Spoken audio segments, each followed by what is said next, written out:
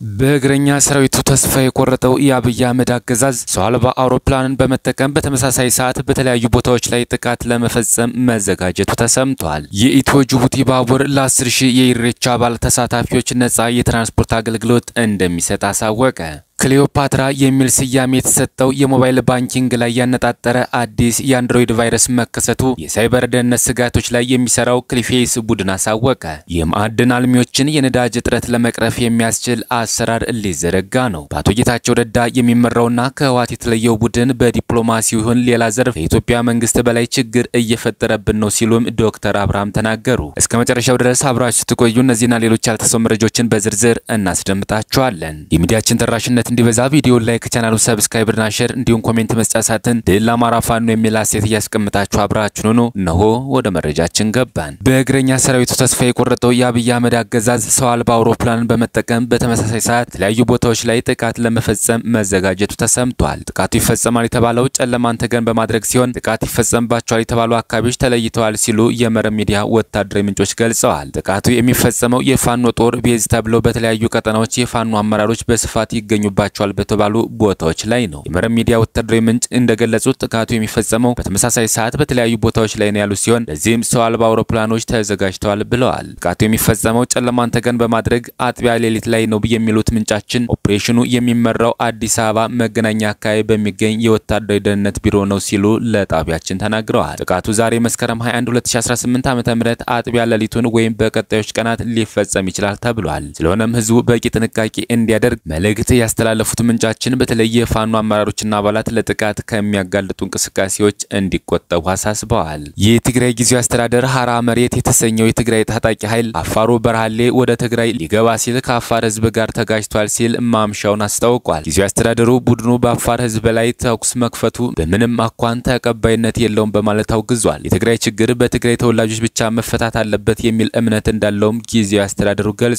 ልዩነቶችን በሰላማዊና ፖለቲካዊ መንገድ ለመፍታት ዝግጁ መሆኑን ያረጋግጠው ጊዜያዊ አስተዳደሩ አፋር ውስጥ የሚንቀሳቀሰው የትግራይ ታጣቂ ቡድንም ወደ ትግራይ ተመልሶ ለድርድር እንዲቀመጥ ጥሪ አድርጓል። የኢትዮ ጅቡቲ ባቡር ለ10,000 ኢሬቻ በዓል ተሳታፊዎች ነፃ የትራንስፖርት አገልግሎት እንደሚሰጥ አሳወቀ። ኢሬቻ ክብረ በዓል የኢትዮ ጅቡቲ ባቡር ነፃ አገልግሎት ለመስጠት መዘጋጀቱን የትራንስፖርትና ሎጂስቲክ ሚኒስቴር አስታውቋል። በመጪው አርብ ከሰዓት ጀምሮ ከለቡ ባቡር ጣቢያ በመነሳት አገልግሎት የሚሰጡ ባቡሮች መኖራቸው የተነገረ ሲሆን ለ10,000 ያህል መንገደኞች ነፃ የትራንስፖርት አገልግሎት ይሰጣሉ ተብሏል። ሚኒስቴር መስሪያ ቤቱ ከአዲስ አበባ ከተማ አስተዳደርና ከክልሎች ጋር በጋራ አገልግሎት ለመስጠት ማቀዱንም ገልጿል። በዚህም ባስኮ፣ በየካ፣ በሳር ቤትና በሌሎች አካባቢዎች የአዲስ አበባ ከተማ አስተዳደር ወደ ለቡ ባቡር ጣቢያ የሚያደርሱ አውቶቡሶች እንደሚዘጋጅ ነው የተነገረው። በተለይም አርብ ከሰዓት ከ9 ሰዓት ተኩል ጀምሮ በአዲስ አበባ ከተማ ለሚከበረው የኢሬቻ በዓል አገልግሎት ሙሉ በሙሉ ይጀመራል ያሉ ሲሆን ከቅዳሜ ከሰዓት ጀምሮ ደግሞ በቢሾፍቱ ለሚከናወነው በዓል ጉዞ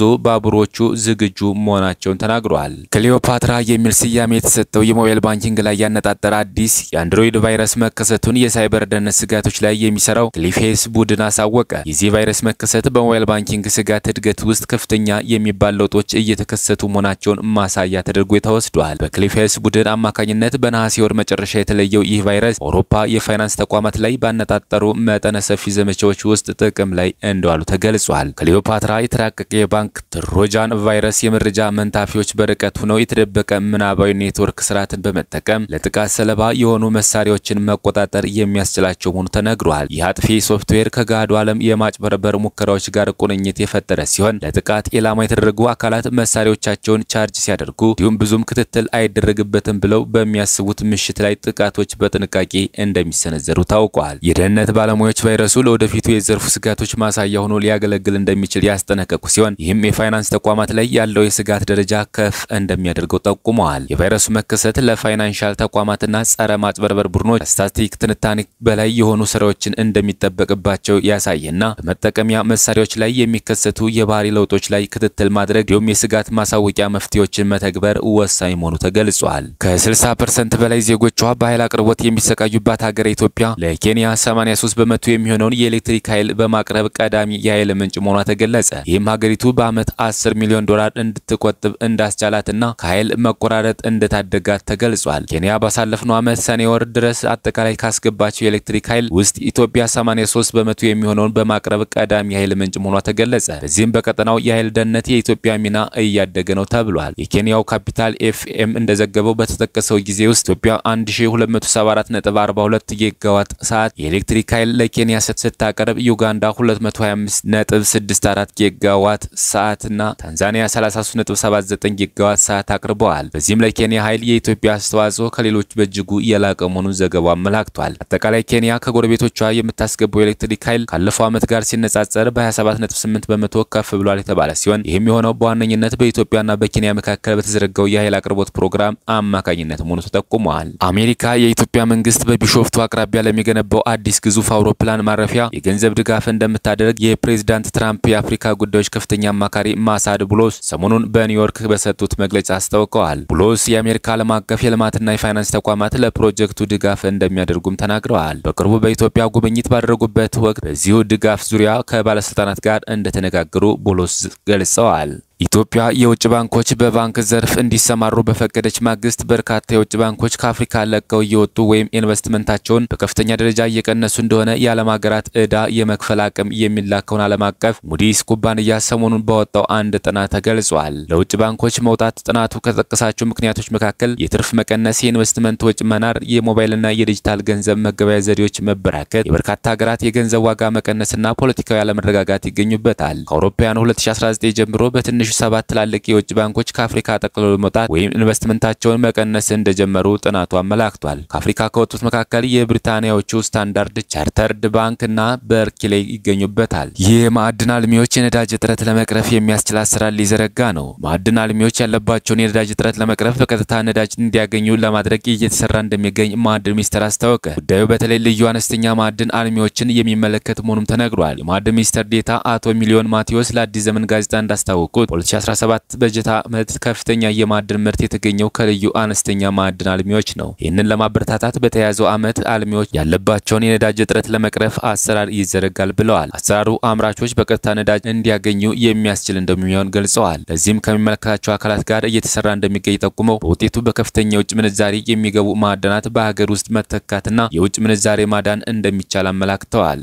ዘመቻ አርበኛ ደማሊ አባናደው 8ኛ ቀን በዘመቻ አርበኛ ደማሊ በርካታ ቀጠናዎች ነጻ ያወጣው አፍባ ምስራቅ አማራ ጥራንጉስ ሚካኤል አሌኮር ዋና ሰብሳቢ የሆኑት አርበኛ መቶ አለቃ አብነው ታደሰ ፋሽስቱ ብልጽግና አገዛዝን ዙፋን እየጠበቁ በአማራ ህዝብ ላይ ዘር ማጥፋት እየፈጸሙ ላሉ መከላከያ አድማ ብተና ሚሊሻ ፖሊስ አባላቶች ከዛሬ መስከረም 20 እስከ መስከረም 30 2018 ዓ.ም የሚቆይ የምህረት አዋጅ አውጇል። አዋጁን ያስተላለፈው ንጉስ ሚካኤል ኮር በዘመቻ አርበኛ ደማሊ በርካታ የገጠርና የከተማ ታዳጊ ቀበሌዎችና ወረዳዎችን በመቆጣጠር ህዝባዊ ውይይት በማድረግ ህዝብ የወደዳቸውና የፈቀዳቸውን መሪዎች በመምረጥ የህዝብ አስተዳደር መዋቅር እየዘረጋ ይገኛል። መዳረሻው ድልና ነጻነት የሆነው የአማራ ህዝብ የህልውና ተጋድሎ ተጠናክሮ ይቀጥላል ብለዋል። በአቶ ጌታቸው ረዳ የሚመራውና ከህወሓት የተለየው ቡድን በዲፕሎማሲው ይሁን ሌላ ዘርፍ ከኢትዮጵያ መንግስት በላይ ችግር እየፈጠረብን ነው ሲሉ ዶክተር አብርሃም ተናግረዋል። ህወሓት ለዓለም አቀፍ ማህበረሰብ ያቀረበው ጥሪ የአፍሪካ ህብረት ጨምሮ ዓለም አቀፍን ማህበረሰብ የፕሪቶሪያው ውል እንዲፈጸም ኃላፊነታቸውን እንዲወጡ ህወሓት ጠይቋል። ህወሓት የሰላም ስምምነቱ ባለመከበሩ ህዝባችን አደጋ ላይ ነው ብሏል። ህወሓት ያሰራጨውና ለዓለም አቀፍ ማህበረሰብ ጥሪ የሚያቀርበው መግለጫ እንደሚያመለክተው የፕሪቶሪያው ስምምነት ባለመተግበሩ የትግራይ ህዝብ በተለይም ተፈናቃዮች ለከፋ ሁኔታ ተደርገዋል ሲል ይዘረዝራል። የኢትዮጵያ መንግስት የገባውን ውል አለማክበር ብቻ ሳይሆን ተቀራኒው እየተንቀሳቀሰ ነው ብሏል። ዓለም አቀፍ ማህበረሰብ የውሉ አደራዳሪ ሀገራትና ተቋማት በተለይም አሜሪካ፣ የአውሮፓ ህብረትና የአፍሪካ ህብረት ውሉ ባለመተግበሩ ህዝባችን ላይ እየደረሰ ያለውን ድብቅ እልቂት ይገንዘቡ ብሏል። ህወሓት ጥሪ ለዓለም አቀፍ ማህበረሰብ የፕሪቶሪያው የሰላም ስምምነት አፈጻጸም የሚገመግም አፍሪካ ህብረት ፓናል እንዲጠራ በተደጋጋሚ መጠየቁን ያወሳው ህወሓት ለዚህ ጥያቄ አዎንታዊ ምላሽ እንዲሰጠውም ጥሪ አቅርቧል። ህወሓት የሞራን መድረክ ብሎ ባዘጋጀው ስብሰባ የተናገሩት የፓርቲው ስራ አስፈጻሚ አባል ዶክተር አብርሃም ተከስተ የፕሪቶሪያ ውል እንዲፈረም ሚና የነበራቸው አካላት ውሉ እንዲፈጸም ጫና በመፍጠር ረገድ የሚጠበቅባቸውን አልተወጡም ብለዋል። ፍትሃዊ ያልሆነ ሁኔታ እየቀጠለ እንደሆነ ለዓለም አቀፍ ማህበረሰብ አባላት ስንገልጽላቸው ይረዱታል ያሉት ዶክተር አብርሃም ተከስተ ይሁንና ይበልጥ ጫና ለመፍጠርና ትኩረት ለማግኘት የውስጥ አንድነት ያስፈልጋል ሲሉ ተደምጠዋል። ዶክተር አብርሃም ተከስተ ፍትሃዊ ያልሆነ ሁኔታ ስንነግራቸው ይረዱታል። ስለዚህ መፍትሄው ታዲያ ምንድነው ካልን የኛ ጥንካሬ ነው የሚወስነው። ከውስጥ ስንጠነክር እነሱም ያነጋግሩናል፣ ሁኔታውን ለመርዳት ይመጣሉ፣ እናግዛለን ይላሉ። ለዚህ ነው የውስጥ አንድነት መፍጠር አለብን የምንለው ትልቅ ትርጉም ስላለው ብለዋል። በአቶ ጌታቸው ረዳ የሚመራውና ከህወሓት የተለየው ቡድን በዲፕሎማሲው ሌላ ዘርፍ ከኢትዮጵያ መንግስት በላይ ችግር እየፈጠረብን ነው ሲሉ ዶክተር አብርሃም አክለው ተናግረዋል። ከዚህ በተጨማሪ ከኢትዮጵያ መንግስት በኩል ትግራይ ላይ ያነጣጠረ የጦርነት ዛቻ ስለመቀጠሉ የተናገሩት ዶክተር አብርሃም ተከስተ ያደጋ ለማስቀረት ዝግጅት ያስፈልጋል ሲሉ ገልጸዋል። የህወሓት ስራ አስፈጻሚ ኮሚቴ አባሉ ዶክተር አብርሃም ተከስተ አገላለጽ አመታት በፊት የነበረ የኃይል አስተላለፍና አሁን የተለየ ነው የሚሉ ሲሆን ወዳጅ ማብዛት ላይ ተጠምደን እየሰራን ነው ሲሉም ተናግረዋል። ዶክተር አብርሃም የህልውና አደጋ አጋጥሞናል፣ ወዳጆች ማብዛት ይተበቅብናል፣ በትግራይ ህልውና ዙሪያ አብረው ሊሰሩ ከሚችሉት ጋር መግባባት መፍጠር አለብን፣ ከኤርትራ ጋር የተጀመረው የህዝብ ለህዝብ ግንኙነት አለ መደገፍ ነው ያለብን፣ ከአማራ ጋር እንዲሁ መደረግ አለበት። የኢትዮጵያ መንግስት ከአማራ ጋር የህዝብ ለህዝብ ግንኙነት እንዳይኖር እያደረገ ነው፣ ግን የግድ ከአማራ ህዝብ ጋርም ግንኙነት ዝምድና ልናጠናክር መቻል አለብን ብለዋል። ጦርነት ያስቆመ የሰላም ስምምነት የተፈራረሙት የኢትዮጵያ መንግስትና ህወሓት በአፍሪካ ህብረት አስተባባሪነት የውል አፈጻጸም የሚገመግም መድረክ በ2016 ዓመተ ምህረት አጋማሽ አድርገው የነበረ ሲሆን ከዛ በኋላ ይህንኑ መድረክ በህወሓት በተደጋጋሚ ቢጠራም እስካሁን አልተደረገም። ክቡራትና ክቡራን የቻናላችን ቤተሰቦች ለሰዓቱ ያዘጋጀናቸው መረጃዎች እነዚህን መስሉ ነበር። ሌላ የመረጃ ሰዓታችን እስክንገናኝ ድረስ የዩቲዩብ ቻናላችን ሰብስክራይብ፣ ሼር እንደዚሁም ላይክ እያደረጋችሁ ጠብቁን። ቸር ያገናኘን። መልካም ቆይታ።